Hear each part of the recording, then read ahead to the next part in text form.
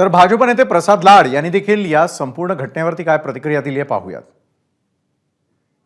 भाऊ काय सांगाल, देवेंद्र फडणवीस यांनी एक मोठी घोषणा केली आणि तुम्ही देखील आता माननीय फडणवीस साहेबांनी कोर कमिटीच्या बैठकीत असा कुठलाही विषय सांगितला नाही, परंतु पत्रकार परिषदेमध्ये त्यांनी जेव्हा त्यांच्या भावना व्यक्त केल्या ते निश्चितपणे त्यांनी नेता म्हणून ती जिम्मेदारी घेतली।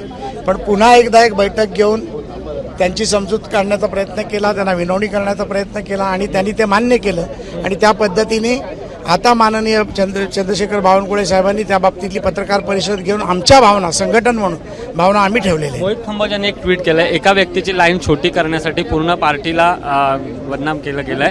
कोणावर त्यांचा रोष आहे? देवेंद्र फडणवीस यांच्या सगळ्या आहेत। मोहित कंबोज यांनी कोणाबद्दल म्हटलं याबद्दल मी बोलू शकणार नाही, परंतु संघटन म्हणून पूर्ण संघटना मुंबई असेल महाराष्ट्र असेल ही आम्ही त्यांच्याबरोबर एकत्र आहोत। एबीपी माझा, उघडा डोळे बघा नीट।